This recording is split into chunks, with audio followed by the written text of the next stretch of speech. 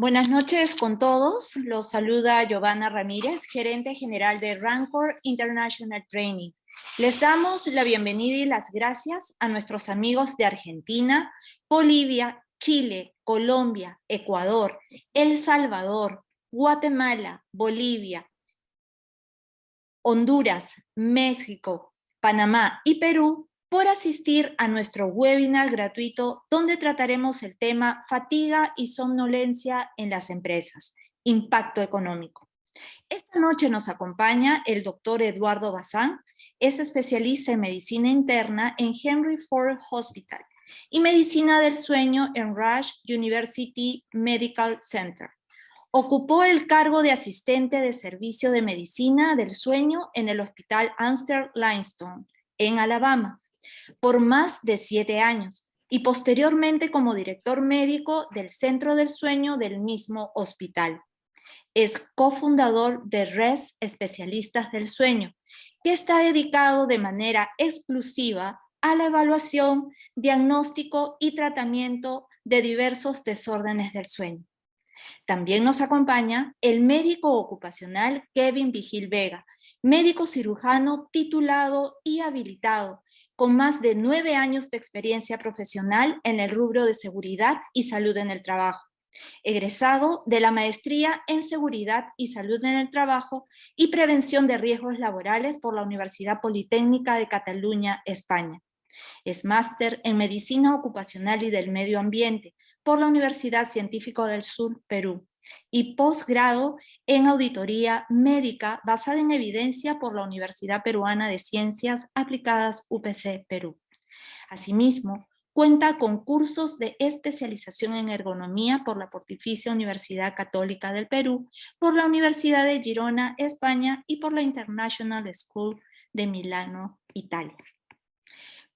Conservacionista auditivo ocupacional, miembro de la Sociedad de Medicina del Trabajo de la Provincia de Buenos Aires y de la Sociedad de Medicina Ocupacional del Medio Ambiente en Somoma, Perú.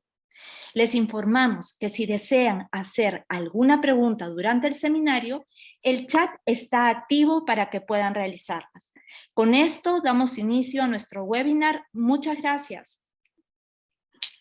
Muchas gracias, Yovi, por la presentación. Muchas gracias, Eduardo, por tu tiempo, por la compañía y por poder conocer un poco más sobre esto. La verdad es que así nomás no encontramos un somnólogo, es algo muy raro por acá, pero no por eso menos importante, ¿no? Entonces, Eduardo va a tener la amabilidad de compartirnos un poco su experiencia y algunas diapositivas para conocer un poco más el tema en detalle.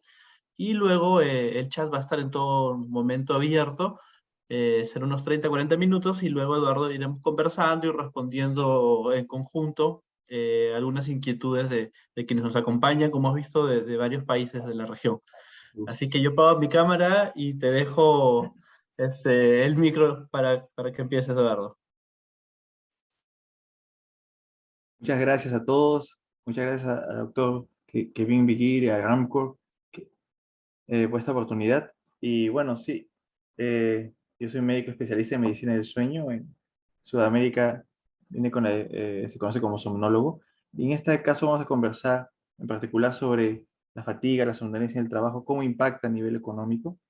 Y brevemente en los objetivos vamos a ver la definición de fatiga, somnolencia y un concepto que poco a poco se conoce en países en Sudamérica de medicina del sueño ocupacional. ¿Cuáles son las horas recomendadas por edad, grupo etario, mejor dicho, causa de somnolencia, disturbio del sueño en el ámbito laboral?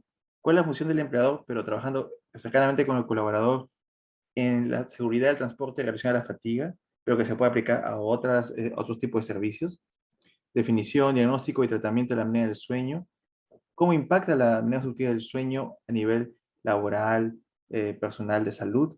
Y el beneficio del diagnóstico de la apnea del sueño, que es uno de los principales desórdenes del sueño que causan fatiga y somnolencia, no solo a nivel laboral, sino en las actividades diarias de cualquier persona en casa, sin ningún control del mismo. Y las conclusiones. Siguiente, por favor. Exacto. Definición de fatiga y somnolencia. La fatiga básicamente es la carencia, la falta de energía, una sensación de cansancio. Puede mejorar con el descanso, básicamente, que es un break, básicamente, que uno ya para recuperar energía. Diferentes somnolencias. Somnolencia es uno está con problemas de atención, frecuentes periodos de que está combatiendo para mantenerse en vigilia a través del día. Es un esfuerzo para mantenerse despierto y el descansar a través del día usualmente empeora la somnolencia, no lo mejora. El descanso hay que entender que es un break sin actividad física. Y la fatiga es muy común. En Estados Unidos, 1 de cada 5 personas que acuden a consulta ambulatoria por fatiga, acuden por fatiga en el servicio de medicina familiar en Estados Unidos. Siguiente. Y entonces, ¿qué es la medicina del sueño ocupacional? Es la combinación o la sinergia que se hace entre medicina del sueño con medicina ocupacional. Se enfoca básicamente en el área laboral o de parte operativa. Busca mejorar la salud, la seguridad y la productividad de los colaboradores, a ver los diferentes puntos que podrían afectar su rendimiento, ¿no? Entonces hay que hacer un tamizaje. Tamizaje es buscar las personas que tengan problemas relacionados al desorden del sueño. Hay que entender que un desorden del sueño es una condición médica. Es como sufrir hipertensión, que es presión arterial alta, diabetes, infarto del corazón, demencia. Es una condición médica que hay que tratar. De ahí hay una evaluación, trabajando conjuntos de desarrollo de métricas para ver cómo es el rendimiento, determinar cuáles son los riesgos, se brindan recomendaciones de intervención y ahí se monitorizan los resultados, ¿no? Siguiente. Entonces, básicamente acá, este es el sleepfoundation.org, o sea, esta organización determina, pues, según el grupo etario, cuántas horas tenemos que dormir. Y basado también en las sugerencias de la Academia Estadounidense de Medicina del Sueño, nos centramos básicamente actualmente solo en los adultos. Adultos a partir de 18 años para adelante. Entre 18 y 40 y 25 años es de 7 a 9 horas. Es el mismo número de horas de 25 a 64 años. Y ya un adulto mayor de 65 para adelante de 7 a 8 horas. Es lo que tenemos que entender para esta charla. Siguiente. Entonces, ¿cuáles son las causas de somnolencia diurna o alteración del sueño? Cuando uno evalúa a un colaborador a nivel del trabajo en su área laboral, hay que ver que pueden relacionarse diferentes disturbios. Primero es privación de sueño. Privación es no dormir las suficientes horas. ¿Qué significa? Menos de 7 horas. Básicamente, dormir menos de 7 horas, no que 7 horas en cama, sino realmente que uno esté durmiendo. El siguiente punto es trastorno del sueño, que son variados. Uno puede ser la apnea obstructiva del sueño, apnea central del sueño, eh, síndrome de piernas inquietas, insomnio, que puede ser secundario o primario. De ahí sigue el desorden del ritmo circadiano. Hay que entender que muchas personas tienen trabajo por turnos y tienen un gran impacto en el sueño. Hay personas que no se adaptan a ese tipo de trabajo y muchas personas sufren de insomnio y o somnolencia o fatiga cuando trabajan de noche. Entonces hay que prestar atención a ese punto. Ahora, condiciones médicas ajenas al desorden del sueño, pero que pueden eh, contribuir a ese afectar el sueño. Artritis, insuficiencia cardíaca, enfermedades pulmonares, asma, o medicamentos, igualmente, que eso es el quinto punto. Pacientes que tienen que tomar antihistamínicos por alergias, esteroides o por enfermedad conectiva, reumatológica, o diuréticos para la hipertensión que pueden alterar el sueño de las personas. Es muy importante revisar todos estos 5 componentes en un colaborador que sufre problemas para dormir, para determinar el desorden o desorden del sueño, porque pueden venir combinados y así permitir que esa persona pueda mejorar su calidad de vida y así brindar un mejor rendimiento en el trabajo. Siguiente. Entonces, causas y consecuencias de la privación del sueño. Causa de pérdida crónica del sueño. Ahí viene, como mencioné, la apnea, el sueño y el insomnio son los más comunes, los desórdenes de sueño más comunes que causan privación de sueño. De ahí el trastorno del trabajo por turnos. Hay, por ejemplo, en Estados Unidos hay 30 millones de personas que trabajan de noche. Se estima que el 10% tiene un trastorno de trabajo por turnos, que es cuando uno tiene un horario ajeno al normal de 9 de la mañana a 5 de la tarde. Es insomnio, causa de insomnio, reducción de horas de sueño, somnolencia. Otra es la fase de sueño retrasada, que es un trastorno del ritmo circadiano, que hace que la persona duerme sus 7 a 8 horas normal, pero tiene que hacer más tarde de lo normal, y eso causa llegada tarde, tener privación de sueño en la parte laboral y riesgo de incidentes.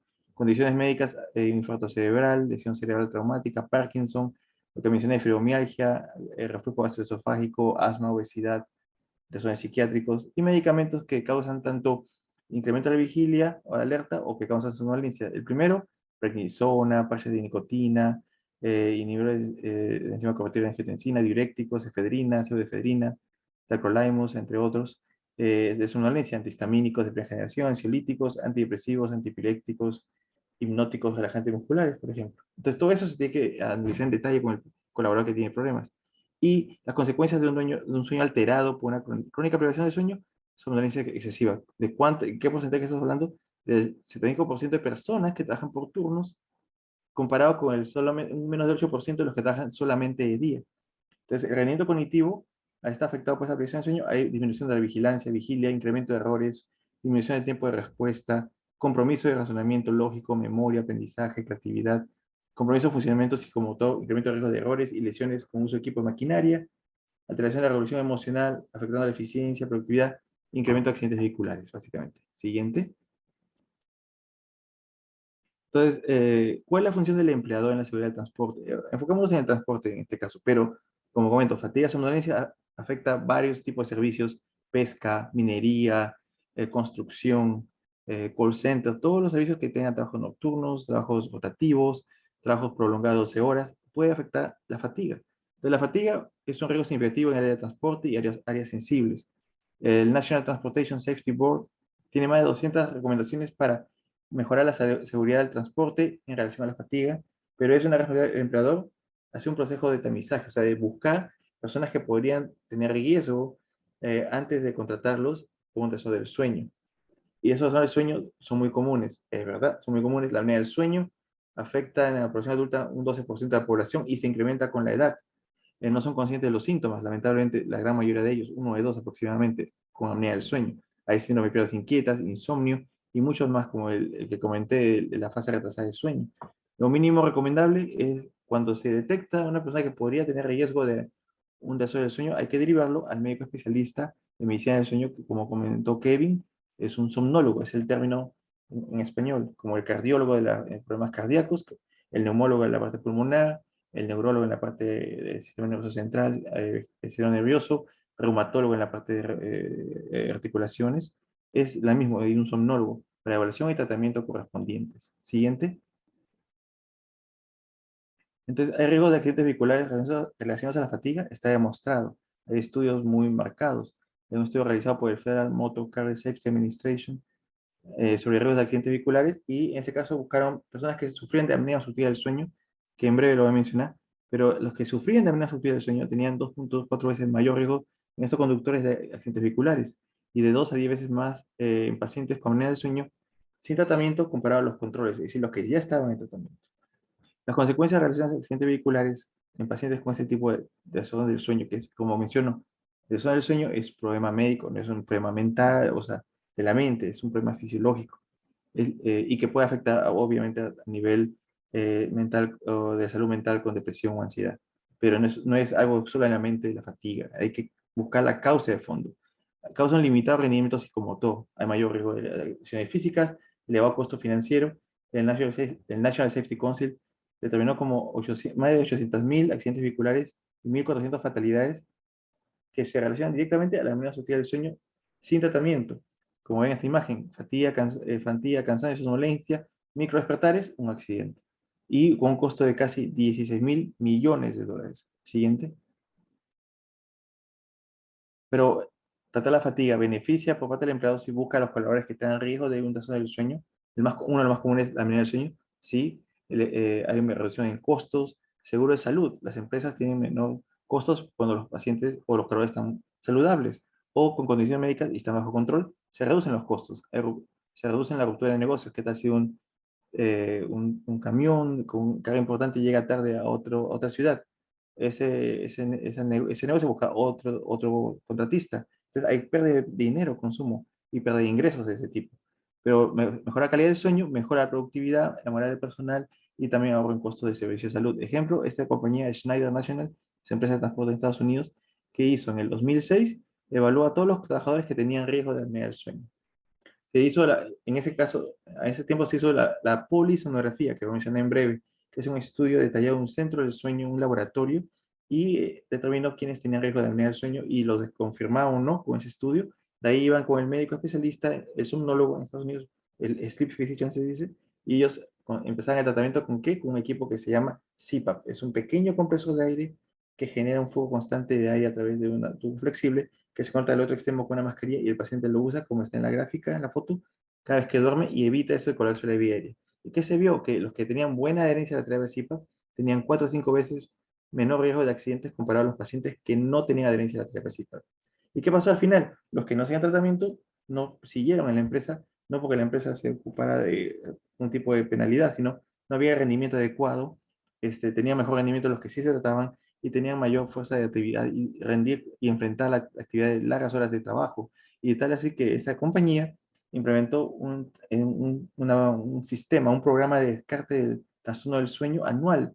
Y ahora también la ventaja es que ahora hay pruebas del sueño a domicilio. Entonces el paciente no tiene que perder tiempo, o no perder tiempo, sino dedicarse a un estudio más costoso, más laborioso, programarlo en un centro del sueño con un costo más elevado. Estamos hablando de un ahorro de un 70%, básicamente, un 80% en costos, porque se hace en el domicilio del paciente. Y lo están haciendo desde entonces. Y se ahorran más de $400 mensuales por colaborador en la parte de salud. Entonces, ven el gran ahorro y rentabilidad que permite ese tipo de tamizaje o descarte de trastornos de sueño y tratamiento en estas empresas. Siguiente.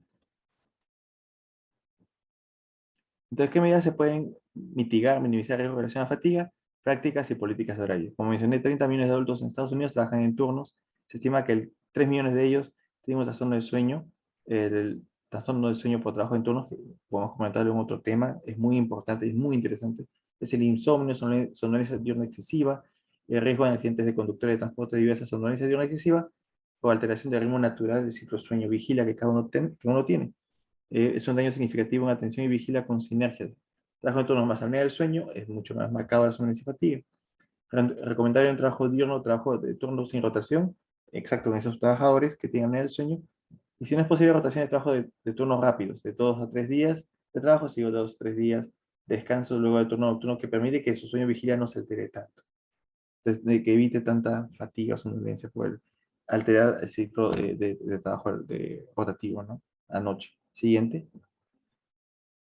Educación, entrenamiento, educar a los colaboradores, que la fatiga somnolencia es un problema serio a nivel de seguridad, capacitar a los colaboradores sobre el manejo de la fatiga e higiene del sueño. No basta decir descansa 7 horas, si a 7 horas que se va a dormir, en teoría, está jugando, está viendo redes sociales, televisión, Netflix, eh, lo que sea, de películas, y duerme solo 3 4 horas, obviamente está afectando su rendimiento. Hay que hacer un programa de monitoreo y seguridad. Tiene que entender la importancia del dormir, no solamente una etapa vegetativa, que se pierde tiempo. En el sueño consolidamos memoria, reparamos nuestros músculos, restauramos las articulaciones, regulamos su metabolismo, nos permite tener una mejor salud física y mental, enfrentar el día siguiente con mayor recarga. Es muy importante la higiene del sueño, y también es un tema muy interesante que se puede conversar en un futuro, pero es básicamente dormir 7 a 8 horas, horario regular, evitar equipos electrónicos, evitar cafeína a cierta hora, dieta saludable, ejercicio regular. Educar al colaborador sobre los beneficios de un sueño saludable como parte integral de su responsabilidad profesional y personal. Si una persona no saludable afecta no solo a nivel laboral, sino su persona, su economía, su familia. Estrategias de la organización, concientizar al colaborador que la seguridad relacionada a la fatiga se valora con políticas y prácticas de seguridad de la empresa, crear una política de confianza. O sea, si uno está fatigado, ya hay que ayudarte. José, ¿qué pasó? Explícanos qué pasa y evaluarlo con un especialista y ver que pueda volver a retornar tratado satisfactoriamente y que pueda enfrentar las actividades diarias, ¿no? Y que documente cuando tiene fatiga para evitar actividades de manejo, transporte debido a la fatiga o en situaciones adversas, como dice, que podrían peligrar su seguridad. Siguiente. Y en esta parte viene identificación, tratamiento de los del sueño. Hay que implementar un tamizaje, como mencioné, pero uno objetivo, una prueba, un sistema de descarte objetivo para el del sueño, como la apnea obstructiva del sueño en áreas sensibles, seguridad, transporte. Los factores de riesgo objetivos en un tipo de cuestiones de ese tipo sería género masculino, edad, índice de masa corporal, hipertensión, circunferencia del cuello. Y el colaborador con diagnóstico de apnea del sueño se recomienda recibir tratamiento con éxito para ser considerado apto para actividades sensibles en seguridad. Para que esté seguro de que está descansado, tiene mejor capacidad de su patrón de sueño, está en rango normal y está totalmente enfocado en sus actividades de trabajo. Y Se revisan también medicamentos, como mencioné, que pueden impactar la vigilia de manera negativa, como depresión nerviosa. Y los costos son altos, 65 a 165 millones de dólares por pérdida de productividad, incremento en riesgo de accidentes y costos de seguridad y salud, que voy a mencionar más adelante. Siguiente. Bueno, la parte también de las empresas, control de maquinaria, tecnología es muy importante, sistemas de freno automático, tecnología que detecta cuando el conductor muestra fatiga e intervenga en mantener alerta o tomar control en la evasión de vehículo. Todo eso ayuda, pero a la vez, si eso persiste, hay que complementarlo con la parte médica. Es lo fundamental. Esto solo no lo trata, no trata el problema de fondo. Lo previene o de manera prematura, pero a la larga no lo va a corregir. Entonces, es importante saber cuándo se le deriva al especialista. Siguiente. Planes para manejar la fatiga, minimizar el riesgo de relación a la fatiga, formalizar, organizar horas de trabajo y políticas sobre tiempo, identificando puntos de seguridad en relación a la fatiga, resaltar estrategias de mitigación, entrenamiento, tamizaje, controles de ingeniería, reporte de investigación de incidentes y casi accidentes, inculcar al colaborador una cultura de seguridad en el área laboral, el cuidado de su salud, es importante inculcarles eso en la parte de salud, cultura de confianza, como mencioné, entre el colaborador y la administración, que fortalezca la moral, la productividad, la satisfacción laboral, bienestar de los colaboradores y de la empresa. Investigación y evaluación es un campo tan amplio que podríamos trabajar en equipo con los colaboradores y ver cuáles son los efectos de la fatiga o cuáles son los posibles riesgos y perfeccionar el sistema de tamizaje, perfeccionar los programas de mitigación de fatiga, somnolencia. Es muy amplio, en tanto en medicina ocupacional, medicina del sueño con los colaboradores y recursos humanos. Y eso va a permitir que mejore el rendimiento, productividad de las empresas, ¿no? Los colores son una parte vital para la comunidad científica para entender cómo minimizar este tipo de riesgos, ¿no? Siguiente. Y viene, ¿qué es la apnea obstructiva del sueño?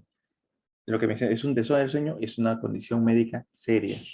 Afecta al 34, o mejor dicho, al 34 al 17% de hombres y mujeres respectivamente, de edad media, cumplen criterios de apnea del sueño que ahora voy a mencionar. Se caracteriza básicamente cuando uno duerme, como menciona la gráfica, en el extremo izquierdo, la vía aérea está patente, pero la lengua, por gravedad, cuando uno duerme, cae y colapsa la vía aérea, la cierra. Entonces, eso es una obstrucción.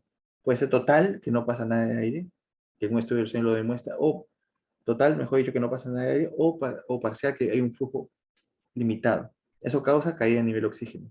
Ese oxígeno, al caer, afecta la actividad cerebral y el corazón, como mencioné más adelante. Y uno se despierta constantemente. Y es un sueño fragmentado y de mala calidad. ¿Y cuál es la prevalencia de la apnea del sueño? Varios estudios, ¿no? Hay de 3 personas, de 10 con hipertensión, 8 de 10 con hipertensión resistente, 1 de 2 con fibrilación auricular, 5 a 7 de 10 con accidente cerebrovascular, 4 a 6 de 10 con insuficiencia cardíaca, 7 a 8 de 10 con obesidad y que sean candidatos a cirugía bariátrica. O sea, es muy prevalente, más de lo que uno se imagina. Siguiente. Y bueno, solamente para determinar la severidad de la apnea del sueño, es el índice de apnea y hipopnea, o sea, el índice de eventos de obstrucción total o parcial de la vía aérea por hora de sueño. Entonces, la severidad leve es de 5 a 14 eventos por hora del estudio que uno ha dormido. Moderada de 15 a 29 eventos por hora. Severa de 30 o más. Pero esta fue una clasificación arbitraria en los 90 y que no contaba bastante con la parte de oxigenación del nivel de oxígeno, el oxígeno nadir.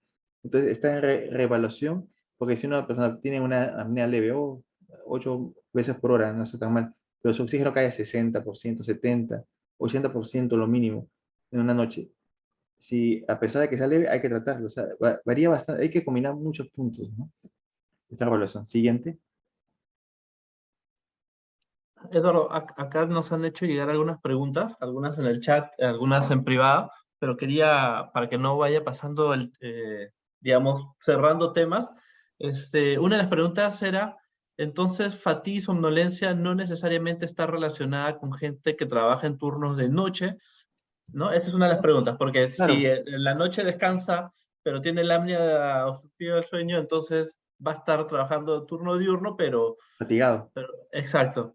Fatigado. ¿Verdad que es? Ujú. Excelente eh, comentario. Y lo que pasa es que muchas personas no tienen que tener somnolencia. Lo que pasa es que la apnea obstructiva del sueño tiene bastantes presentaciones que se conocen como fenotipos. Somnolencia, fatiga, o no tienen síntomas, pero tienen una apnea severa. Hay que tratarlos de todas maneras.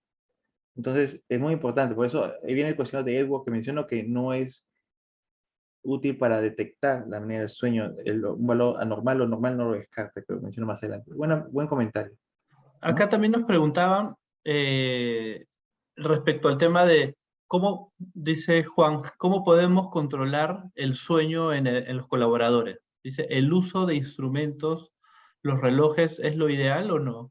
¿Qué Me tip imagino que se podríamos refiere a dar? los relojes de actigrafía, me imagino, que se usan en las noches, me imagino. ¿A eso se refiere? Me No, no lo imagino. he especificado, pero ahí por ahí coméntanos un poco de estos Sí, relojes. sí. Porque hay empresas que usan unos relojes como Fitbit que tienen pulso, movimiento, detectan movimiento, y te da un tiempo de que en teoría uno no duerme, porque el actígrafo detecta eh, movimiento o exposición a la luz, pero uno no puede moverse, pero hay que entender brevemente nomás que el sueño hay diferentes etapas, sueño ligero, sueño profundo y sueño MOR, de movimientos oculares rápidos. En la última etapa, que es muy importante, uno no se mueve, porque si no uno empezaría a hacer lo que está soñando, jugar fútbol, básquetbol, pelear estar boxeando, entonces podría hacerlo físicamente. Entonces, en ese lapso de tiempo puede haber eventos y no tiene que moverse. Entonces, es relativo a esos tipos de relojes, ¿no? De actigrafía. Puede sugerir, pero no descarta ni al sueño, básicamente, ¿no? Ok, acá hay otra pregunta interesante, y bueno, ya que hemos comenzado a responder, han comenzado también a venir varias preguntas, Sí, sí, sí. pero preguntaban, eh, para tratar de interpretarla porque la he hecho bastante larga, decía, ¿cuál es lo recomendable en el tema de trabajos rotatorios, ¿no? Porque ahí ponía, si alguien trabaja hoy de día, mañana de tarde, el siguiente de noche, el siguiente día libre, o sea, ¿cada cuánto tiempo es lo recomendable que se debería de rotar? Y si la rotación debería ser horaria o antihoraria, ¿no? Si hay algo de esto que permita, digamos, que el cambio y que el ciclo circadiano por el cambio de horario afecte menos. No sé si hay algo sobre eso. Ya, claro. Un comentario muy interesante. Se sabe que mientras más tiempo uno esté despierto, se produce más adenosina y la adenosina estimula el sueño. Entonces, turnos más largos causan más fatiga. Entonces hay que evitarlo, quizá de 8 horas o máximo 10 horas, como hay en ciertas empresas. 12 horas es bastante. No, ese es uno. El número dos, entre turno de noche y día, debe haber un break. Si trabaja de noche y después pasa de día, tiene que tener un break, o sea, de 12 horas mínimo, ¿no?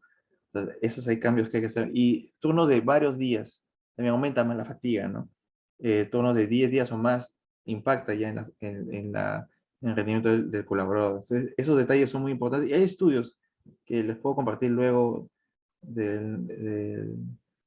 sobre esos temas de National Safety Council, que no solamente es de apnea del sueño, ¿no? Pero en sí todo lo que vea, trabajos rotativos, prolongados, de 2 horas prolongadas, de muchos días prolongados, que no haya un break adecuado, que no haya un break durante el turno para que descansen en calma, en tranquilidad, todo eso influye mucho, ¿no? ¿Existe algún número de días mínimos para que el ciclo circadiano se acostumbre? O sea, si hay gente que va, si tenemos los tres turnos, ¿no? Ujú, Mañana, tarde y noche de 8 horas cada uno, ujú. algunas empresas cada 2 días los cambian, otras cada semana, otra cada mes. ¿Hay un número de días mínimo para que tú te acostumbres a eso y debería permanecer antes de un cambio? Porque yo imagino que si cada 2 días lo cambian, no te terminas de acostumbrar y ya estás ahora de noche y después de tarde, Sí, y, ¿no? Y sería una locura.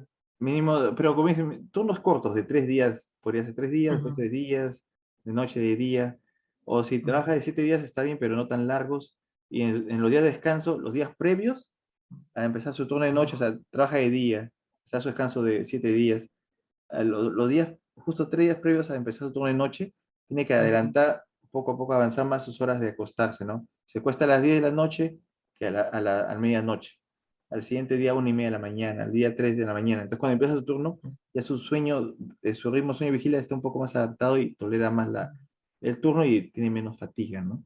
Pero todas las personas en sí somos seres diurnas, entonces no es normal trabajar de noche, pero el mundo actual, o sea, no se va a evitar. Lo que podemos hacer es mitigarlo, por eso mencionaba un poco los temas de mitigación, Ujú. ¿no? Y educación, higiene del sueño. Una persona puede dormir, o sea, puede usar su equipo CPAP pero regular, religiosamente todos los días, pero solo 5 horas, y sigo fatigado con sueño. Seres humanos tenemos que dormir entre 7 a 8 horas. No, que tengo que trabajar, que siempre me tengo activo. Está bien, me quedo dormido en 5 minutos. Está bien, si te quedas dormido en menos de 5 minutos, tienes privación de sueño y tu cuerpo está tan cansado que colapsas. Lo normal es una transición entre 10 a media hora, 10 minutos a 30 minutos para que entre la vigilia empecemos a entrar al sueño ligero. Entonces, ni muy rápido que te quedes dormido, como pasa. Tenía un paciente que me decía, me quedo dormido en 5 minutos, así no hay problema. Eso significa que tienes una deuda de sueño de años que no te has dado cuenta porque es tan crónico que no te das cuenta. Y todos tenemos celulares en la habitación, televisión. Algunas personas han creado su dormitorio como una oficina. La habitación que uno duerme tiene que ser para dormir y para intimidad, básicamente. Entonces tenemos que partir Ahí, desde ahí. no, no, perdón, termina, No, por no, tenemos favor. que partir desde ahí. O sea, proteger Ujú. nuestra higiene del sueño. Tenemos que protegerlo. Entonces, Nos, cuidarlo. nos preguntan, ¿es recomendable hacer las siestas por la tarde? Y si en caso que sí, ¿cuánto tiempo? 15, 20 minutos, máximo 30 minutos, y antes de las 3 de la tarde para que ese hace un booster, ¿no? Te recarga energía. Buen comentario. 20 minutos, 30 minutos y listo, se acabó. A mí me ha pasado que a veces estoy cansado y tomo mis 15, 20 minutos y funciona. Y recargas hasta más tarde. No, que no pase las 3 de la tarde porque también la melatonina se produce en la noche. La melatonina es una sustancia propia del organismo que promueve el sueño. Si duermes 2 horas de siesta, vas a mover tu ciclo, ¿no? Entonces tampoco es adecuado. 20 a 30 minutos antes de las 3 de la tarde. Perfecto. Kalen nos dice, ¿cuál es una condición evitable? ¿Cuál es una condición evitable, somnolencia o fatiga con respecto a la accidentabilidad vial? Teniendo en cuenta que la somnolencia viene de la baja calidad del sueño y un Smart Band permite monitorear su calidad de sueño. ¿Qué es el Smart Band? Disculpe, no escuché esa parte. ¿Es un reloj? Creo que es como un reloj que permite monitorear la calidad de sueño. Mira, esos relojes Ujú. hay que tener estudios. Es buen artículo. Es un artículo interesante que tengo que leerlo y lo comparto luego. Esos smartwatch, no sabemos bien el algoritmo, pero puede dar señales o indicios de que, bueno, puede ser tu estadio ligero, sueño REM, pero nada más. O sea, al final todavía no hay la tecnología para confirmar si es cierto o no. Entonces, te puede sugerir. Puede determinar más o menos el tiempo que uno duerme, pero los estadios está difícil todavía que detecte al 100% tu estadio ligero, sueño profundo, sueño REM o sueño MOB. Entonces, no lo confío mucho en ese sentido. Evitable, de verdad, hay que seguir una higiene del sueño. Lo vuelvo a recalcar eh, Ujú. y la gente Perfecto. piensa que no, Voy pero hay a, que recalcarlo. 7 8 horas de sueño. Hay que dormir. voy a Dormir. dejarte continuar, Eduardo, y de Sí, no, ahí son seguimos buenas con las preguntas. preguntas. Sí, gracias por las preguntas. Siguiente. Gracias por el interés, realmente. Y brevemente la patofisiología de la apnea obstructiva del sueño. Uno inicia el sueño, o sea, está en vigilia, 10 a 30 minutos, empieza el sueño ligero, uno se va relajando, la parte de los músculos del nervio, el músculo eh, el ginogloso, que es uno de los principales dilatores que mantiene la vía aérea, se relaja, se descompensa la actividad neuromuscular, disminuye la actividad muscular faríngea y se colapsa la vía aérea. Eso causa la apnea, que es cuando uno deja de respirar. Eso causa caída de oxígeno, acumulación de CO2, hipoxia, hipercapnia. Y eso genera que el cerebro mande la orden para activar el esfuerzo ventilatorio, un micro despertar o arousal, y otra vez reactivación de la actividad muscular faríngea, la vía aérea se abre, se hiperventila, se corrige la hipoxemia, se corrige la hipercapnia, otra vez el sueño se reinicia y otra vez el círculo vicioso se repite una y otra vez cientos de veces. Entonces el sueño es muy fragmentado y de mala calidad, básicamente. Ah, siguiente. Uy, se movió. Bueno, en resumen, vamos a decir que... pasa a la siguiente, por favor, y ahora lo explico. La prevalencia de la apnea del sueño somos 7.000 millones de habitantes. Se estima que son casi 1.000 millones de personas que tienen apnea del sueño. No importa el continente, país, hemisferio norte, hemisferio sur, país desarrollado, subdesarrollado, blanco, negro, afecta a todos. Países como Nigeria, Japón, China, Estados Unidos, Brasil, Perú, Francia, Inglaterra, es muy frecuente. No hay limitaciones. Entonces, es más frecuente de lo que uno piensa. Ah, se estima que con el tiempo, o sea, estamos viviendo más años que antes y hay otra pandemia que la gente no lo menciona tan seguido con el COVID, pero hay que marcarlo, es la obesidad. Obesidad que es un índice de masa corporal de 30 o más. Con el sobrepeso ya hay mayor riesgo de apnea del sueño. Un aumento del 10% de peso aumenta un 32% de riesgo de incrementar el índice de apnea y hipopnea y 6 veces más el riesgo de, o 6 veces más el riesgo de, 6 veces más de sufrir apnea del sueño. O sea, el peso está muy relacionado a la obesidad, a la apnea del sueño, pero no es la única causa. Mencioné fenotipo, anatomía de vía aérea, cuello grueso, ¿no? Historia familiar. Todo eso juega un papel para tener riesgo de apnea del sueño. Acá los factores de riesgo, ¿no? Edad, género masculino, mujeres posmenopáusicas, sobrepeso y obesidad, etnicidad, hispanos, afroamericanos, asiáticos, este, obstrucción anatómica de la vía aérea superior, problemas médicos como insuficiencia cardíaca coronaria, accidente cerebrovascular, insuficiencia renal. Es muy importante tratar esos factores de riesgo. Síntomas y signos. Uno pensará que con esto encuentra todos los que tienen el sueño. Sueño fragmentado, se expresan sin una causa clara, ronquido, apneas observadas, la somnolencia diurna, fatiga, el insomnio. Insomnio se define como problemas para conciliar el sueño, problemas para mantener el sueño, o también la falta de capacidad de volverse a dormir aun cuando uno quiera muy temprano, ¿no? Esa sensación de asfixia, ahogo durante el sueño, que uno no sabe por qué está sucediendo, también puede ser. Y a pesar de todos estos síntomas y signos, solo uno de dos reporta los síntomas. ¿Por qué? Porque es una enfermedad es crónica. Uno piensa que es como la diabetes. ¿Cuántas personas tiene diabetes y no lo sabe? Mi padre tuvo diabetes fácil, vimos sus laboratorios y lo tuvo fácil por 6 años y no se dio cuenta.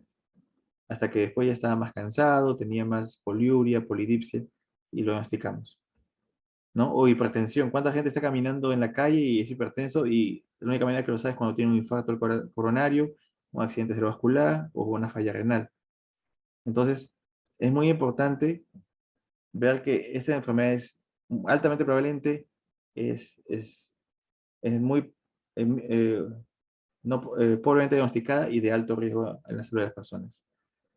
Siguiente. Entonces, la apnea obstructiva es muy común, como el asma o más. La prevalencia aumenta con la obesidad y el envejecimiento. Más o menos el 80% de personas con apnea del sueño continúan sin el diagnóstico y la falta de diagnóstico aumenta la morbilidad y mortalidad, ¿no? ¿Y el pronóstico del paciente mejora al tratar la apnea del sueño? Sí, y hay estudios que voy a mostrar luego. Siguiente. Entonces, ¿cómo lo detectamos, no? Entonces, como en la primera slide que mencioné, cómo mitigar una parte de detección con un tamizaje objetivo. El cuestionario Stop Bank es uno de los que más apoyo. Lo creó una anestesióloga de Canadá, la doctora Chung, para pacientes primero para cirugía, precirugía, pero fue tanto el éxito que luego lo transmitió a la parte ambulatoria. Y ahora se usa en Estados Unidos, está validado en España, Colombia, Argentina, que está muy avanzado Argentina también en medicina del sueño, Chile, y básicamente son variables objetivas que hacen que la persona no pueda eh, confundirse en ese aspecto, ¿no? Y el puntaje es, esto va bien el inglés, ¿no? El primero es ronquidos, muy fuertes que tu pareja te despierta se escucha de fuera de la habitación, cansancio, somnolencia en el día, observar apneas del sueño, pausa en la respiración o sensación de ahogo, asfixia, el P, depresión, ¿no? Hipertensión en el pasado o actualmente, el E, el índice de masa corporal, ¿no? El body mass index, 35 más, superior, ¿no? El otro, el A, es de age, edad, tiene más de 50 años, el N de circunferencia del cuello, el perímetro, la circunferencia es mujeres 41 centímetros o más, varón 43 centímetros o más, y el último eje de género, sexo, hombre. Si tienes un puntaje de 0 a 2, bajo riesgo, pero a partir de un puntaje de 3 para adelante, tiene que buscarse un sonólogo para asegurarse que esa persona no tiene apnea del sueño. Como digo, muchas personas no tienen síntomas o lo niegan o no se dan cuenta, ¿no?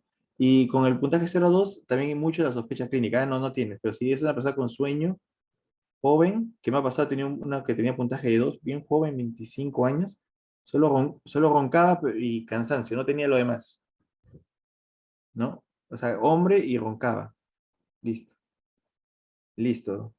Y tenía una severa apnea del sueño, 44 vientos por hora, ¿no? Entonces, es muy importante la parte clínica también. Siguiente. Bueno, y algo que muchos conocen es básicamente buscar la probabilidad de somnolencia en 8 situaciones del 0 al 3. Primero que si el puntaje normal es 10 o más, un puntaje alto no confirma de manera el sueño, un puntaje bajo no lo descarta, ¿no? Y hay estudios que demuestran que entre el Stop Bang, el Berlin, el Edwards que tiene menos sensibilidad para detectar apnea del sueño, ¿no? Lo uso como referencia, sí, si el paciente está bien somnoliento y tiene apnea del sueño, con el Stop Bang y hago el estudio, lo tiene y lo trato y va mejorando en puntaje de 16 a 9 o 8, perfecto. Pero un puntaje normal no lo descarta, como mencioné, ¿no? Muchos, como dije, sufren solo fatiga o cansancio, ¿no? Siguiente. ¿Y por qué hay que hacer una prueba objetiva? Por lo que ya mencioné. La anamnesis no es diagnóstica, muchos pacientes niegan síntomas, inclusive médicos especialistas como yo, se nos puede pasar un paciente por ahí la mitad que apnea del sueño y todavía los cuestionarios de tamizaje no son 100% efectivos, como mencioné ese ejemplo de ese joven, ¿no? Tuve otro que también es deportista, nada, delgado, pero tenía una vía estrecha, un cuello delgado, hombre y roncaba. Entonces la prueba, severo, apnea del sueño severa, ¿no? Cambió su vida con el equipo CIPO. Siguiente. Bueno, brevemente, los estudios del sueño, el que es hacer un laboratorio, que es la prueba estándar para apnea del sueño, es la polisonografía. Tienes un personal especializado que te monitoriza con diferentes sensores para ver la actividad cerebral, el electroencefalograma, movimientos oculares, la respiración con los cinturones, tanto torácico abdominal, movimiento de los miembros inferiores, un electrocardiograma, saturación de oxígeno y el video porque también detecta otros trastornos del sueño como trastorno de conducta de sueño REM o narcolepsia para detectar, ¿no? Entonces, es muy completo, pero en unos casos es costoso, una de las ventajas es el costo, pues es bien alto, sobre todo en el Perú, a veces puede ser inconcluso el resultado, ¿no? El siguiente. Y la prueba de polígrafo respiratoria, si uno busca casos de apnea del sueño desde el punto de vista respiratorio, es la mejor prueba en pacientes con alta sospecha clínica, no complicada. Un resultado negativo no lo descarta, se puede repetir la prueba, porque como todo ser humano, la variabilidad de los eventos por noche varían. Noche puede ser normal, la siguiente noche puede haber más eventos que confirman el diagnóstico de apnea del sueño, como he hecho en un caso con otros pacientes, ¿no? Todos tienen buenos resultados, la mayoría. No es tan simple como parece porque si ves, el paciente está durmiendo en su habitación, en la comodidad de su casa, pero tiene una sonda de presión nasal que está en la nariz, detecta las pausas en la respiración totales o parciales. El cinturón torácico, que detecta el movimiento de los músculos respiratorios. Algunos equipos tienen también una banda abdominal para esfuerzo abdominal. El oxímetro de pulso, que lo tiene en el índice de la mano derecha, como se ve, detecta oxígeno, frecuencia cardíaca. El sensor de posición, que está dentro del equipo en el centro del pecho, que también tiene el sensor de ronquido. Entonces, provee valiosa información que cuando lo muestro a los pacientes se dan cuenta, porque ese es el equipo que utilizamos nosotros, se dan cuenta que es bien sencillo de usar en la comodidad de su hogar y sobre todo el siguiente slide para mencionar. Cuando comparamos los estudios, el primero, bueno, la poligrafía respiratoria, los que tienen alta sospecha de apnea del sueño no complicada, paciente con diabetes, hipertenso, cuello grueso, 55 años, varón, que ronca y su esposa ya le ha dicho que tiene que verse porque también está con sueño. La prueba estándar de polisonografía es el siguiente que mencioné, que es, casos yo diría más complejos, ¿no? Insuficiencia cardíaca con ciclotimia severa, convulsiones, otra zona de conducta del sueño REM. Los costos son mucho menores con que la polisonografía. El otro es altos costos de la polisonografía, como mencioné, la instalación, el personal, el equipo es más complejo. La ejecución, la poligrafía en tu domicilio, en la comodidad de tu casa. Lo único que aseguramos es que duermas solo para no combinar con cualquier otra persona. La polisomnografía tiene que ir a un centro del sueño, tomar toda la noche, organizar tu horario, la parte laboral, por ejemplo. En cambio, el otro lo haces en tu casa. Como nosotros enviamos el equipo, lo recogemos de tu domicilio. Los resultados, la poligrafía respiratoria se recoge, el resultado el equipo al día siguiente se analiza y en una semana o menos, como hago con mis pacientes, ya tenemos el resultado. El otro puede tomar más tiempo por la carga de pacientes y cuando se hace el estudio. Y la poligrafía respiratoria cuando se realiza de una manera profesional, con un médico especialista, con personal entrenado, el porcentaje de falla puede bajar un 8%, que es lo aceptable, como una polisonografía. Eh, Nosotros brindamos el equipo y a pesar que hay videos y gráficas, también brindamos una video de la orientación para que el paciente se lo coloque y eso reduce bastante el porcentaje de fallas, ¿no? Y la polisomnografía, una de las desventajas es que puede ver resultados inconclusos. ¿Qué tal si su apnea del sueño es solamente boca arriba y duerme de costado esa noche? No se sabe, solo de costado, y tiene ronquillos, somnolencia, hay que repetir el estudio y los costos, ¿no? Los costos, digamos, puedes ahorrar te ahorras un 70% con una poligrafía que con una polisomnografía, o 60% por lo menos, que es un gran ahorro, ¿no? Siguiente. ¿Y quién debería tratarse? Los que tienen apnea del sueño moderada, severa, con o sin síntomas se tratan. Los que tienen apnea leve, pero como te comenté, si su nivel de oxígeno es bien bajo, hay que tratarlo. O que tiene un infarto coronario, accidente cerebrovascular, fibrilación auricular, diabetes, o que significa fatiga, somnolencia, hay que tratarlo sí o sí. El tratamiento primario con la terapia de presión positiva de las vías respiratorias, PAP en inglés, y otra opción que también tenemos en Perú disponible con un colega mío, bien, excelentemente entrenado en Brasil, una férula, se dice que una férula que protruye la mandíbula inferior, que es el dispositivo de avance mandibular. Secundario, hábitos, evitar alcohol, tabaco, sedantes, terapia ocupacional, baja de peso, implantación de un equipo de estimulación de nervio hipogloso que no está en Perú disponible y cuesta más de $30. Cirugía de la vía aérea superior en ciertos casos, y la cirugía bariátrica si es un paciente que cumple requisitos, o criterios mejor dicho, y que no tolera la terapia CIPA y busca una alternativa, ¿no? Siguiente. Y la cirugía bariátrica también está disponible en el Perú. Siguiente, por favor. Entonces, el CPAP o la terapia de presión positiva de las vías respiratorias es como lo ve a este paciente durmiendo apaciblemente con su esposa. Es como un compresor de aire que se conecta por un tubo flexible y el otro extremo es una mascarilla que el paciente usa en la noche. Y digamos que la medicina es el CPAP y la presión, como ven en el extremo inferior, en el extremo derecho, es la dosis. Entonces, esta resonancia magnética detecta cuando se incrementa la presión en centímetros de agua, la vía aérea no colapsa, se mantiene patente y el paciente que permite un flujo constante, regular, continuo de flujo de aire como cuando uno duerme. Eso permite la regulación del patrón de sueño, un nivel de oxigenación adecuado y evita así el sueño fragmentado. Y poco a poco esa persona va a notar mejoría de su calidad de sueño. Unas personas pueden verlo al día siguiente, otros toman unas 2 o 3 semanas. Por eso los controles, como el paciente de terapia CIPA, es a las 2 a 4 semanas, nos aseguramos que está usando el equipo muy bien y que tenga un problema con la mascarilla, la presión, el humidificador, lo resolvemos en ese momento. Es importante siempre tratamiento y el seguimiento adecuado, ¿no? Regularmente. Siguiente. Y el CIPA autoajustable. ¿Qué es el CIPA autoajustable? Esas son las grandes ventajas en los tiempos actuales, ¿no? Antes era dormir en un laboratorio con alto costo. De ahí, otra noche, hacer un estudio de titulación que vea un equipo CIPAP con una presión fija.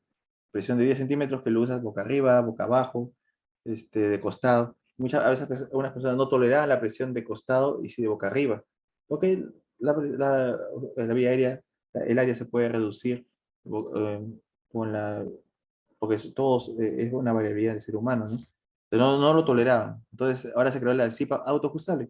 Das un rango de presión. Entonces, si uno duerme de costado, necesita una presión más baja que si duerme boca arriba. Entonces, ¿cuál es el beneficio? Una poligrafía, por ejemplo, en tu casa. Tiene apnea del sueño, CIPA autoajustable, un rango de presión, y el paciente lo empieza a usar y la presión sola se ajusta a un algoritmo y toda esa data la recopila el equipo y eso se revisa en la cita de control y vemos la presión máxima, la presión promedio. Entonces, eso permite saber, ok, podemos disminuir el rango de presión del equipo o poner una presión fija si quieres y probar si te va así bien o no. Entonces, hay mucho ahorro ahora en el tratamiento de la apnea obstructiva del sueño. Ahora, obviamente no está para diagnóstico. Y para tratamiento se puede compensar si uno no tolera la terapia CPAP. Para los equipos actuales tienen la capacidad de pasar de CPAP presión fija toda la noche a presión variable, autoajustable, entonces, y viceversa. Entonces, hay una gran capacidad de ayudar al paciente en este aspecto y que lo tolere mucho mejor. Como en la gráfica, la primera en la parte superior, presión fija de 8 centímetros, que no varía si duerme boca arriba, boca abajo, lateral, mientras la parte inferior es la presión autoajustable, la presión varía. Seguramente esa posición lateral, o boca arriba, la presión sube de 6 a 10, otra vez pasa lateral, baja a 6 a 7, y así. O sueño REM, que es sueño, o movimientos rápidos, es el sueño más profundo, también es usualmente la apnea del sueño más severa, también la presión vuelve a subir, y así gradualmente. Entonces el paciente lo tolera muy bien. También en personas con cirugía bariátrica, por ejemplo, apnea severa, sí para autoajustable, cuando van bajando de peso, las presiones no son fijas, entonces se ajusta y lo tolera mucho mejor. Es una gran ventaja. Siguiente. Entonces, ¿cuáles son las barreras para el diagnóstico y tratamiento? La conciencia del público general, muchos no lo conocen. No conocen este problema, no conocen que los síntomas ni la severidad de la condición o por qué es tan importante tratarlo. No saben las consecuencias. La educación del médico tratante. Muchos no preguntan en rutina por la calidad del sueño de los pacientes, o si tienen insomnio, o si roncas. O es más, algunos no saben que, unos piensan de que si no ronca el paciente no tiene apnea del sueño, como me ha pasado. He preguntado si tienes un paciente con apnea del sueño o fatiga. Ah, pero no ronca. No necesariamente. Las mujeres también tienen apnea del sueño como los hombres. Después la menopausia es en la misma prevalencia y no todas tienen que roncar. Entonces, es muy importante la información, tanto de educación, tanto al público como a los médicos. El costo del diagnóstico y tratamiento, en el Perú los seguros de salud cubren parcialmente al paciente en ciertos casos y en otros no. Y el equipo CIPA no lo cubre ningún seguro actualmente, lamentablemente, todavía. Eh, y la inversión del empleador y seguro de salud para tratamiento crónico todavía está en debate, invertir o no, y ahora voy a mencionar por qué es por qué es importante invertir en ese aspecto, ¿no? Siguiente. Perdón, Eduardo, antes de que sigamos, una pequeña ronda de preguntas que para que no se vayan acumulando mucho. Ah, Este, me preguntaba Julio, nos pregunta, los trabajadores de turnos nocturnos en muchas ocasiones utilizan euforizantes tipo Red Bull para soportar el desvelo. ¿Es recomendable, no es recomendable el tema del café, del cigarro, de bebidas energizantes? ¿Qué opinas tú eh, sobre esto? sí, hay criterios, hay guidelines de la Academia Americana de Medicina del Sueño para trabajo por turnos y fatiga, tomar una siesta antes de empezar, tomar una siesta en medio bajo la supervisión, con el supervisor prestando eso, atención a eso, o también unos promotores de vigilia, ¿no? Unos medicamentos que permiten hacer un booster, como modafinilo, modafinilo, o café también antes de empezar. Según los criterios, es permisible, ¿no? Pero siempre sugería que se haga una evaluación. Algunos pueden, uno de ellos, como los promotores de vigilia, pueden causar un poco de taquicardia, ¿no? O hipertensión. Entonces, bueno, monitorizar que está permitido para para esas personas que lo usen, ¿no? Cigarrillo, no lo recomiendo porque, número uno, pues sí, estimula que uno esté despierto, pero también tiene varias toxinas o sustancias tóxicas, todos sabemos, el cigarrillo, causa inflamación de la vía aérea. Una persona de por sí con una estructura de sueño tiene un edema o inflamación permanente de las partes blandas de la vía aérea por esa vibración constante de la obstrucción de la vía aérea parcial. Y si a eso le agregas el cigarrillo, aumenta esa inflamación. Entonces, el cigarrillo no se recomienda. De ahí había, bueno, ahí como que medio fusionando un par de preguntas. ¿Cómo debe ser el screening del apnea obstructiva del sueño, que digamos que es una de las patologías que, como mencionaste al inicio, que la que justifican fatiga y somnolencia, pero nos comentaste del test de Berlín, del test de Epworth, me parece que mencionaste otro test más. Sí, Eso se puede poner en un perfil, o sea, el trabajador que quiere entrar a trabajar va a decir que todo está bien y que no tiene ningún problema, claro, ¿no? Entonces, ¿cómo un screening sin llegar a ser todavía ¿cómo era? Perdón. poligrafía. Poligrafía Exacto, o polisonografía, sí, sí. exacto. ¿Cómo hago yo un screening, digamos, un poquito más objetivo, sin llegar a un test que me pueda falsear? Excelente, y por eso está el stop ban, es de los más objetivos. Es más, Ujú, acá hay muchos de los conductores de transporte, ujú. el departamento de transporte les hace un screening, ¿no? Y usan el stop ban. Tienes un puntaje de 3, tienes 55 años, ya. Tu cuello es grueso, sí. Eres hombre, ya. Tienes que irte a hacer un tamizaje, en una evaluación más detallada. ¿Pero por qué no tengo síntomas? Igual. Lo mismo que es tan asintomático, o sienten que es asintomático, ¿no? Es como O sea, el Stone Bank es la encuesta que mencionaste y si llega un puntaje por encima de de 3 o más, hay que hacer un eso descarte. más, ahí en ese caso sería recomendable mandarlo a un somnólogo. Exacto, exacto. Y ese cuestionario está disponible en Google, o sea, no hay patente, nada, está Ujú. disponible, se puede revisar, ya se tradujo al castellano, por eso lo mostré como está traducido al castellano. Ujú. Este, es excelente, o sea, de verdad, de mis pacientes, si solo me guiara por el Edward, con los pacientes que atiendo vía teleconsulta de mis pacientes, se me hubieran pasado fácil la mitad de los pacientes, o hasta más. Muchos no tienen síntomas, puntaje de 2, 3 en el Edward.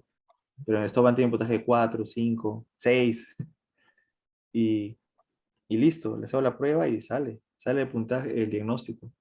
Yo recomiendo bastante el Stop, porque es bien objetivo. No hay manera de duda como el EDWO, que es subjetivo, tú opinas. Ujú. No sabe, a veces ni siquiera entienden los pacientes qué es fatiga o qué es sueño. Y la situación es que explicarles bien, toma bastante tiempo ese cuestionario. Si quieres hacerlo bien, puede tomar 5 minutos o más. El Stop Band lo haces en 1 minuto y medio, ¿no? En tu chequeo Ujú. anual, tienes tu enfermera, medida talla, peso, se mide el cuello y lo demás ya lo completas. Entonces es Claro, se puede excelente. generar un formato, ¿no? Con el test Sí, del Stonebank. sí, Perfecto, porque lo acá voy, nos lo voy a, decía, lo voy a escribir nuevamente para que perfecto. Stop Band, está en inglés, ¿no? Lo Ujú. voy a De ahí encontrar. nos pregunta Khaled, ¿la somnolencia se recupera con el descanso corto o solo funciona para la fatiga? Y Somnolencia se además, recupera porque controlo el foco de la fatiga y no en la somnolencia. ¿Cómo no entiendo eso? dice, ¿la somnolencia se recupera con el descanso corto o solo funciona para la fatiga?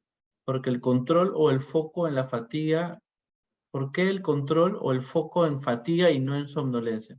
No, no, los dos son importantes, fatiga y somnolencia son importantes. Solo que lo que menciona es que la somnolencia, no todos tienen somnolencia, ¿no? Y el O sea, descanso es puede una ser cosa. alguien que tenga el síndrome de apnea obstructiva del sueño y no esté descansando bien, pero no llegue a tener somnolencia, pero sí fatiga. Sí, fatiga o cansancio, no me siento bien, Ujú. o muchos mencionan es la edad, yo tengo 55 años, es la rutina del día a día. De verdad, tengo cada comentario justificado. Por eso es tan importante hacer un cuestionario de ese tipo, ¿no? Y objetivo. Y seguro que van a salir más objetivos directos y fáciles de hacer.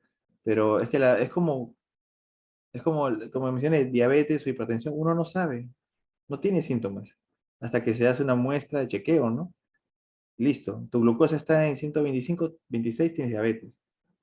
Y tu presión alta, ya estás en 140/90, repitámoslo 2 veces más en esta semana, es tan alto, tienes presión alta. Y la persona lo niega, ¿no? Ujú. Este, sobre derivaciones, Sí, ahí también han puesto en el chat. ¿En el Perú tenemos eh, alguna referencia para derivar? ¿Somnólogos o médico internista u otorrino? ¿Hasta dónde entra, o sea, en qué punto el otorrino o el somnólogo es el encargado de ver estas patologías? Porque normalmente la gente cuando ronca suele ir al otorrino, ¿no? Porque no suele sí, encontrar un somnólogo, digamos, disponible. ¿Hasta qué punto claro, debería ser? siguiendo el criterio de un médico familiar debería ser el internista de que busca la sospecha de plantar roncas, tiene fatiga, pero no lo hace en Perú. Ujú. Lamentablemente, debería ser así, ¿no? El médico internista, el médico familiar debería ser el primero en la medida preventiva, ¿no? Prevención secundaria, porque de hecho esa persona ya tiene obesidad o sobrepeso, presión alta. Ya eso no se puede corregir, o se puede mejorar, pero debería ser de la parte del médico. No nace porque no lo conocen, como mencioné, esta barrera, ¿no? Entonces, haría, si la persona tiene somnolencia fatiga, lo que hacemos es, por ejemplo, en nuestra página web tenemos el Stop Band, un cuestionario, lo llenan rápidamente y sale el puntaje y te lo mandan a tu correo electrónico y dice el puntaje, que cuál es el riesgo, por ejemplo, ¿no? Lamentablemente no hay una estructura en Perú de médico internista familiar. Entonces, pero si fuera médico internista, lo debería derivar al somnólogo, no al otorrinolaringólogo. El otorrinolaringólogo tiene una gran capacidad de colaborar cercanamente con el médico especialista, dependiendo, si una apnea leve, joven, que puede pasar. Tengo un paciente de 35 años que lo he mandado solo a un dispositivo de avance mandibular, no tiene problemas médicos y bueno, no es del equipo CIPA y es buen candidato, por ejemplo. Estoy esperando nada más que le den su dispositivo y repetir la prueba de poligrafía y ver que todo está bien tratado. O en ese caso, si no fuera buen candidato, podría verse con el otorrinolaringólogo y ver si una cirugía podría corregir su apnea del sueño. Porque no todo se corrige. Un 30% nomás se corrigen con la uvulopalatofaringoplastía. O sea, 3 de 10 nada más. Yo tengo a una señorita que conocí y me dijo, mi novio se operó y sigue roncando. Le han hecho la uvulopalatofaringoplastía, o sea, remoción de la úvula, parte del paladar blando. O sea, es una cirugía, aunque sea dicen que es la inicial, pero es extensa para mí. Mi opinión es eso. Y o que hay una cierta alteración de la anatomía, y para seguir con la apnea del sueño, yo sugiero realmente los pasos como en Estados Unidos, que realmente defienden, deriva o uno mismo busca al especialista y nosotros tenemos acceso a todos los que deseen más dudas, podemos responder las dudas, tenemos una evaluación detallada, una consulta, hacemos la ¿Qué prueba si lo pasa con los amerita. pacientes que no toleran el CPAP?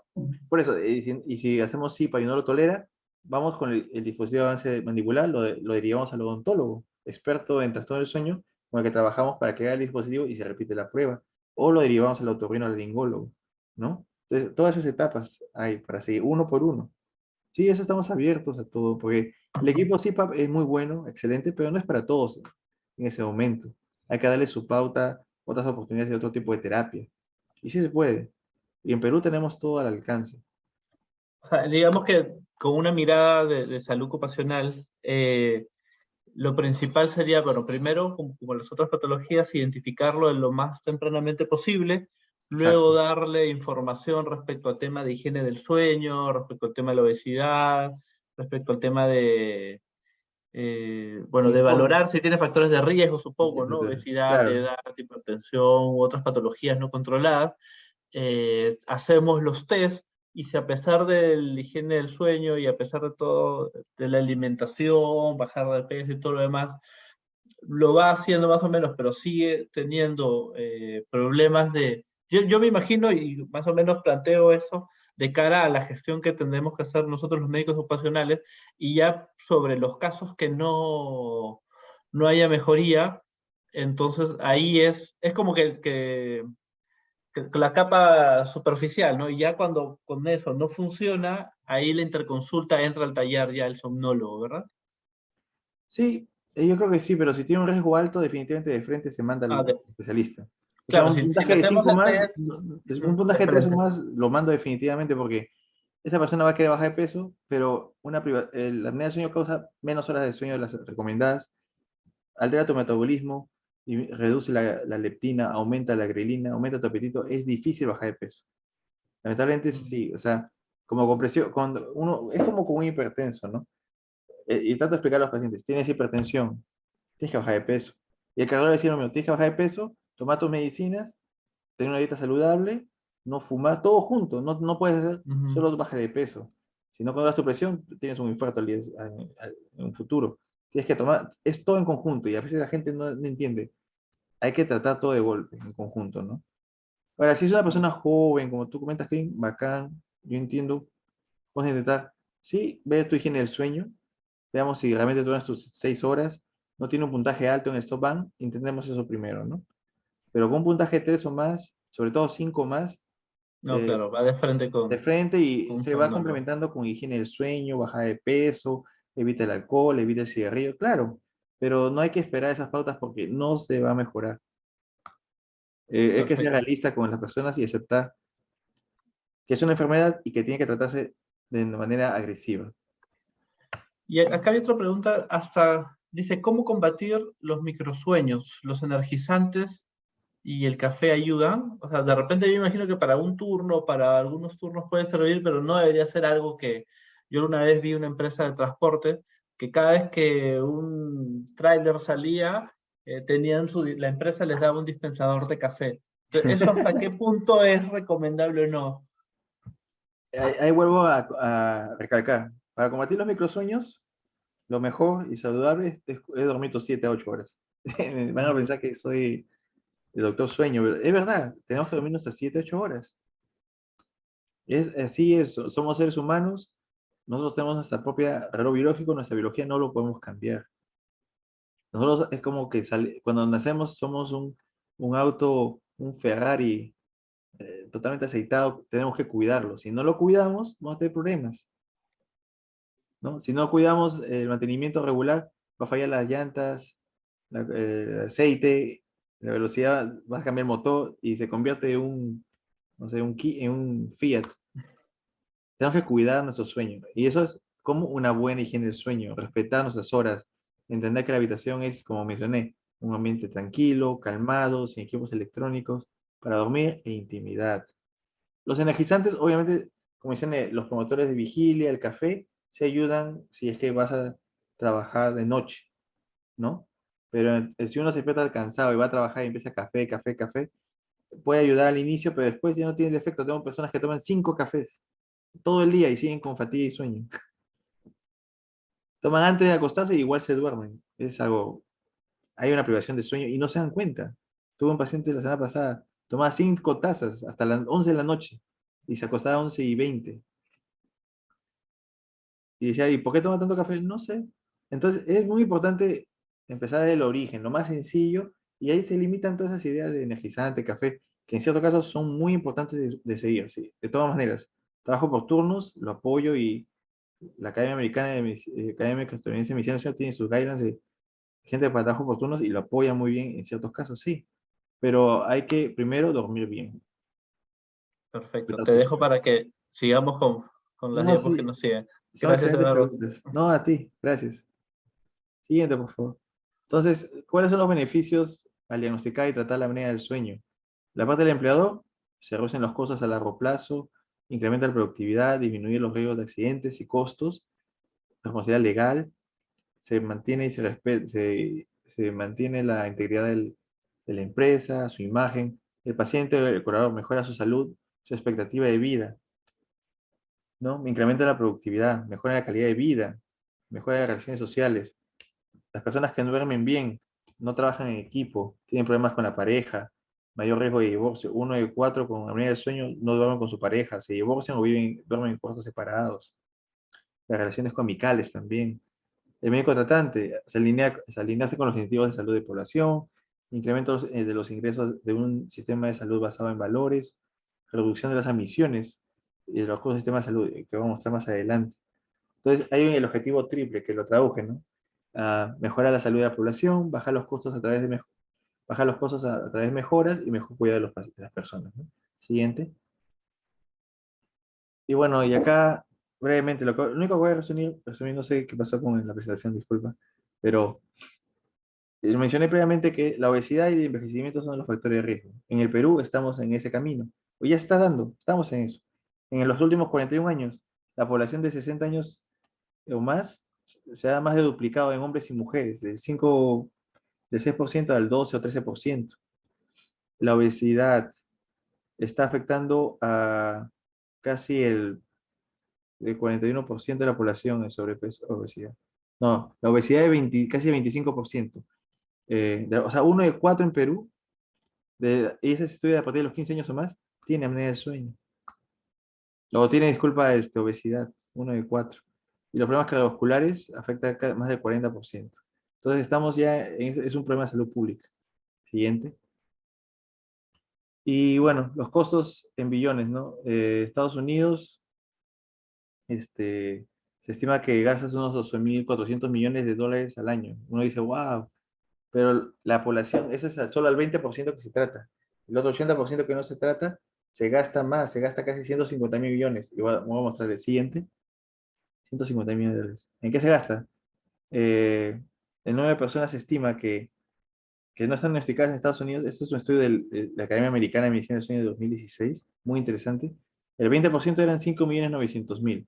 Eso gastaban 12.400 millones de dólares, que equivalía a que cada persona gastaba 2.105 dólares. Pero el otro extremo, el 23.500.000 habitantes que todavía tenían diagnóstico de del sueño y no se habían tratado, gastaban, eran 149.6 billones de dólares. O sea, cada uno de ellos gastaba 6.336 dólares, o sea, 3 veces más. ¿En qué se gastaba ellos? Problemas de salud y mentales, 30.000 millones, accidentes vehiculares, más de 26.000 millones, pérdida de productividad, casi 87.000 millones de dólares. Mientras que la parte de los que se diagnosticaban, 800 millones en diagnóstico, prueba, tratamiento, tratamiento no quirúrgico, 6.200 millones, tratamiento quirúrgico, 5.400 millones. Es una gran diferencia. Siguiente.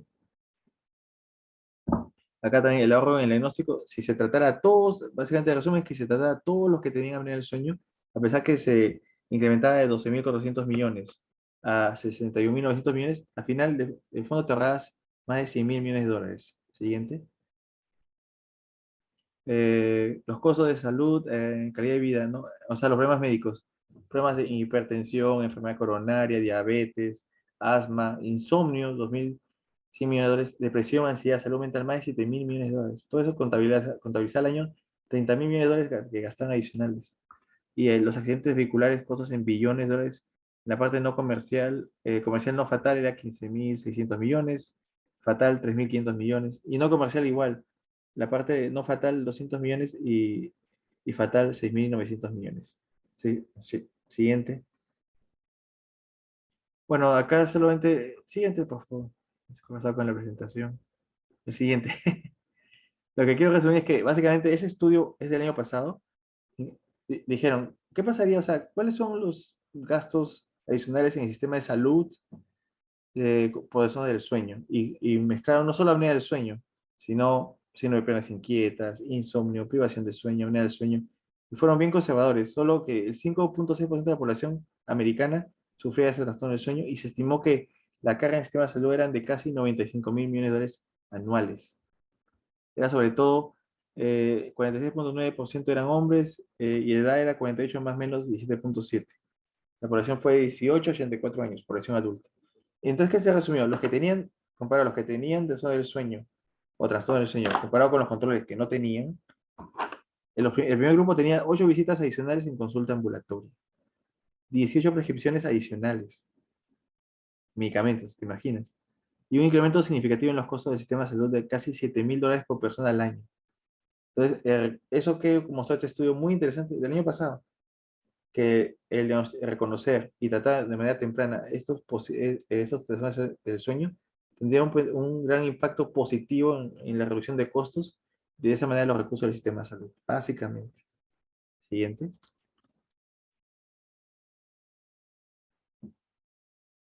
Y otro estudio muy interesante de este año, justo agosto de este año. Dijeron, ok, esta parte de costos, pero ya la parte del colaborador, esto va a influenciar realmente, va a afectar su oportunidad de trabajo, su ingreso anual, para su economía. Y entonces hizo un estudio reciente debido a la asociación en la población adulta, otra vez, pero entre 18 y 64 años que trabajan, con deseo del sueño, su estado laboral, ¿no? Y su salario en los Estados Unidos. Y acá fueron conservadores, en un diagnóstico de sueño en el 4.4% más menos 2 de la población. Es bien bajo.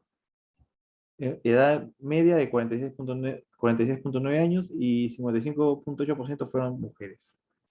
Entonces la población con trastorno del sueño o es lo mismo, trastorno del sueño, tenía menos probabilidad de tener un ingreso por un empleador. Era un valor significativo. Acá el P era menos 0.001.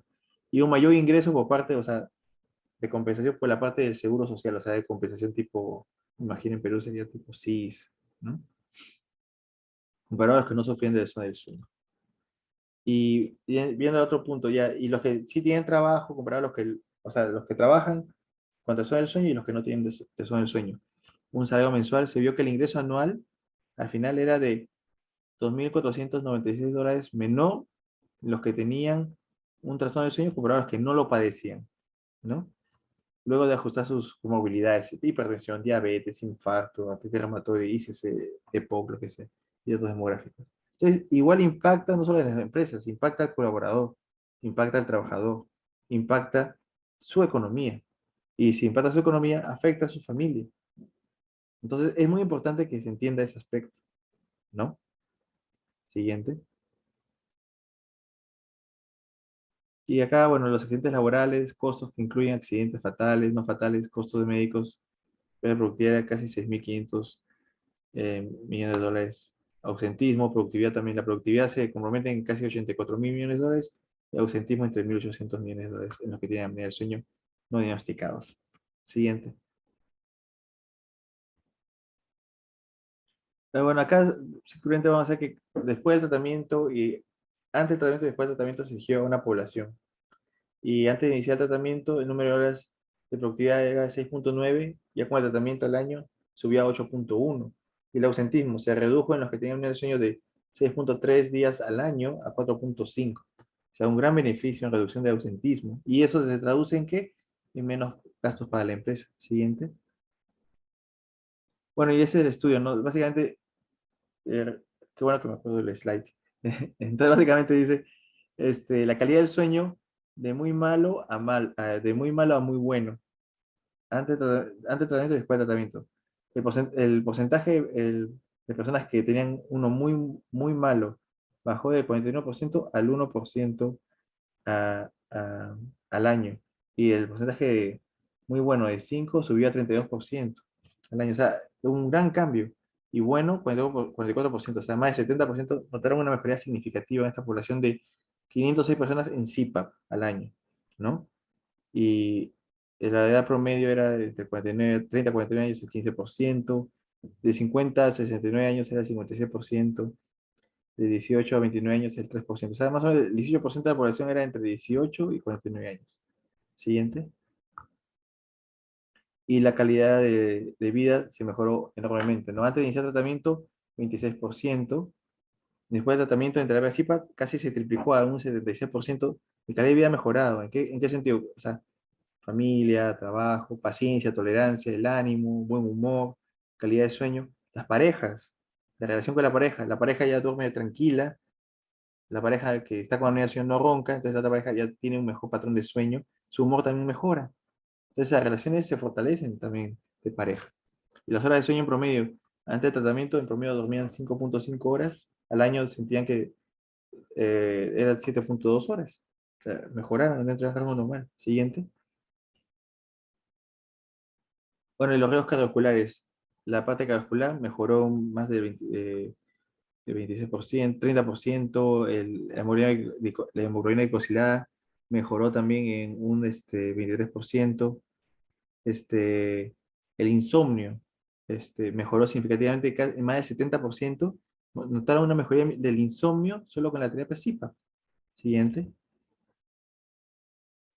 Y también la hipertensión, en personas que mejoría significativa de hipertensión, 19%, una leve, 22%. O sea, más del 40% notaron una mejoría en la hipertensión que se reflejó en unos casos en ya no tomar medicamentos, solo una dieta saludable, control de sodio, ¿no? O también reducir el número de medicamentos, e inclusive el asma también. Muy similar a la calidad del sueño. De un 44% tenía muy mala calidad del asma del tratamiento, bajó a 2%.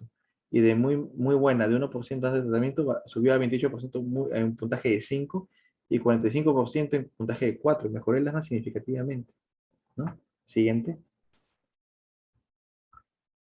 El insomnio, bueno, el abuso de sustancias, ¿no? Los desórdenes de salud mental afectan a 1 de cada 17 adultos en Estados Unidos. Es la principal causa de discapacidad. Es la segunda condición más prevalente, afectando al 37% de personas con apnea del sueño y causa depresión, ansiedad y otros trastornos de salud mental, de esquizofrenia. Después de un año en tratamiento por apnea obstructiva del sueño, el 49% reportaron mejoría de sus problemas de salud mental, una disminución en considerar su condición médica de ser de alto riesgo del 38 al 16% y un incremento del 6% al 71% con respecto a reportar una buena calidad del sueño, ¿no? El consumo de alcohol, tabaco y sedantes para dormir, que lo usan para poder conciliar el sueño, se redujo, ¿no?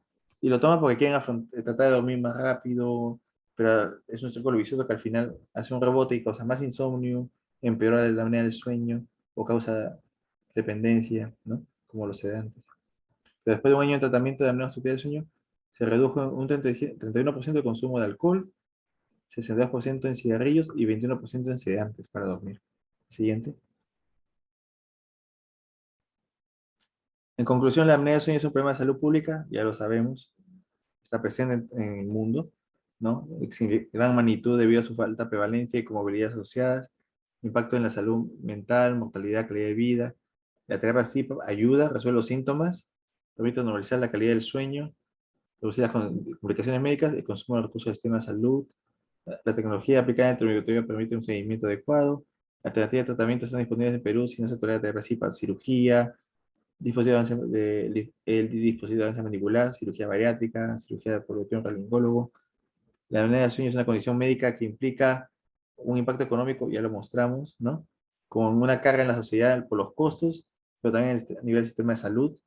Pues es vital, es importantísimo, ¿no? La sospecha derivada del somnólogo de ahí el diagnóstico y tratamiento temprano, precoz, para evitar esas complicaciones, ¿no? Los pacientes con apnea del sueño son más susceptibles de sufrir accidentes de tránsito, sí. Bajo rendimiento laboral también. Y reducción de los costos relacionados a productividad, ausentismo, accidentes vehiculares, lesiones, ya lo mostré, a tratar la apnea del sueño, ¿no? Y el tamizaje objetivo, vuelvo a recalcar, el Edward lo uso como referencia, no para diagnóstico, no siempre diagnóstico, no fue para diagnóstico y no va a ser para diagnóstico, pero te puede dar una referencia, pero tiene baja sensibilidad.